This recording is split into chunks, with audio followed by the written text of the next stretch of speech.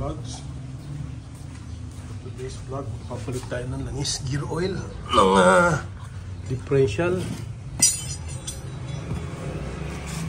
DIY. Dali naman gawin to eh.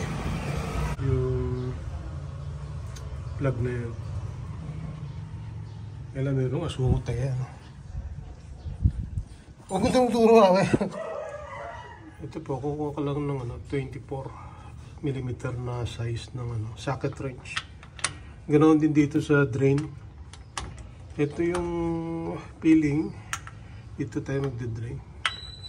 Tapos ang nito, may kasama ako dito. Yun si chief engineer ko yan. Nakita niyo ba? Yan ang aking chief engineer. Nakabantay. Anong klase yan? Oh. Naluwagan ko na nga pala siya. Hindi ko na pinakita paano luwagan. Pero medyo matigas. Pinalo ko pa ng matindi. Yun. Ayos pa naman ang nice. Yearly pa palitan ito eh.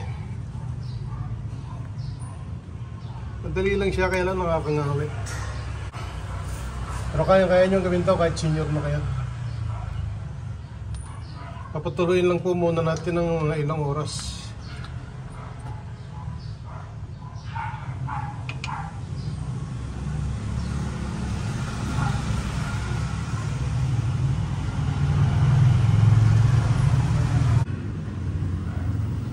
May mga konting sludge pero wala naman siyang metal wala namang metal particles.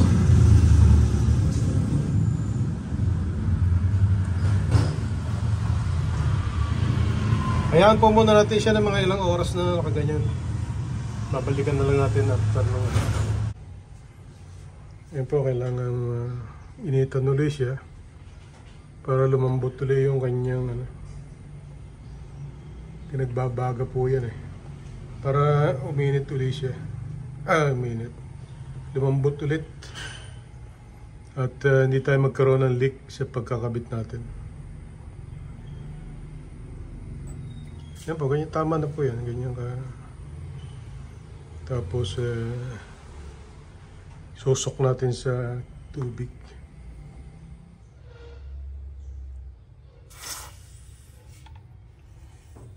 Pinasubo.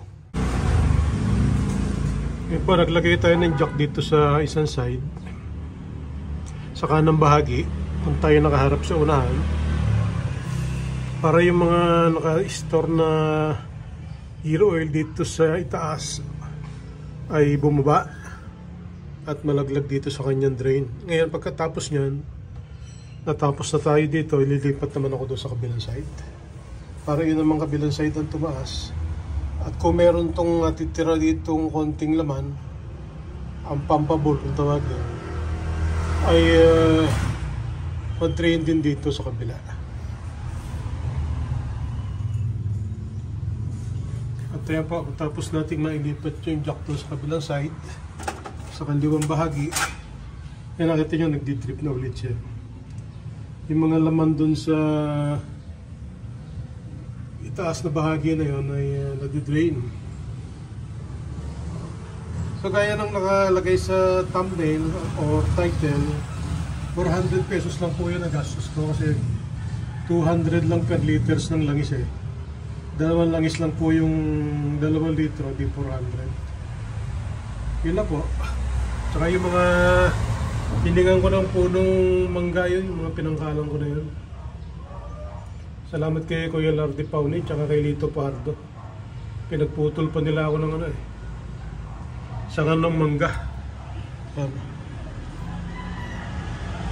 Ginawa ko pangkalang, magagamit ko pa sa mga ibang ibang pagkakataon kasi magpipintura ako nitong pangilalim. Ako na lang po gagawa niya kasi meron naman ako diyang air compressor tsaka pang pintura. DIY ko na lang po ng DIY para meron akong pang-vlog. Ito naman po yung sa peeling line, peeling plug. Yung plug ng doon sa taas.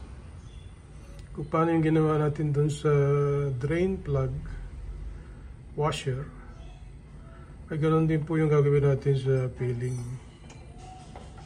plug washer. Pagbabagahin natin and then isusok natin sa tubig. So, ihagis natin sa tubig.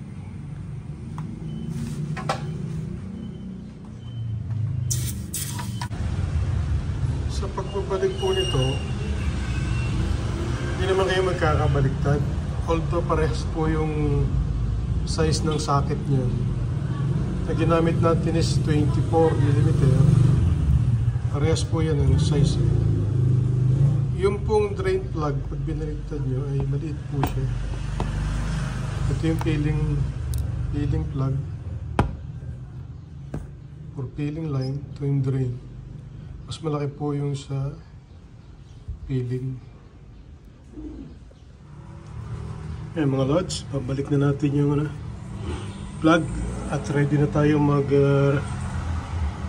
refill ng bagong langis.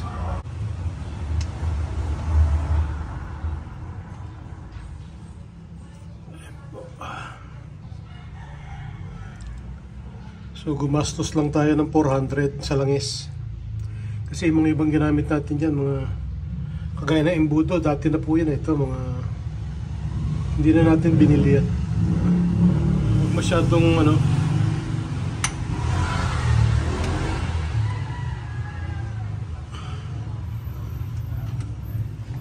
wala namang pressure yan eh.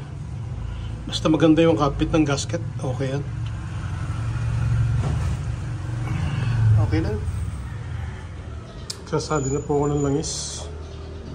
Ito po yung gagamitin ko. Gear oil 140.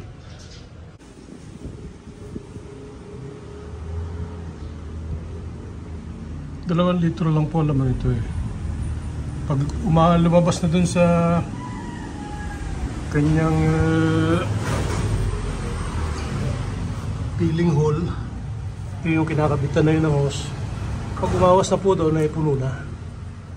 Kaya lang may makulit eh, oh. Yung nakikialam. Ano ba, Chip?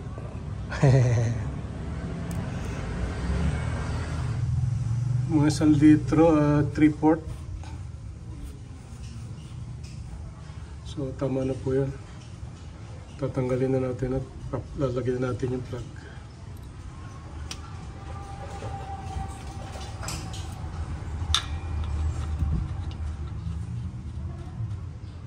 Ayan.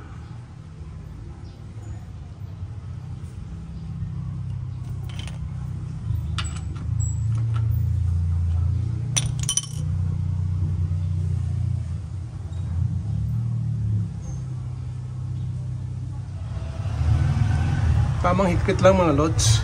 Kasi kung sumobra naman eh, baka pumutok yung copper gasket.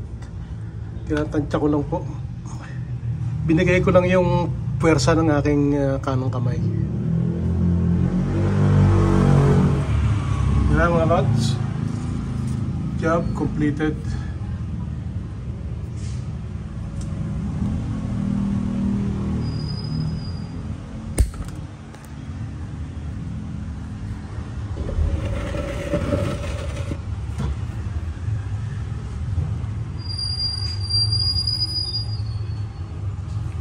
Wala siyang tulo.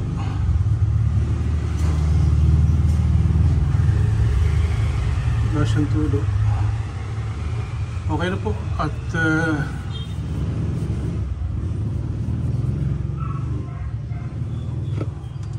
makatipid tayo ng medyo maganda-ganda.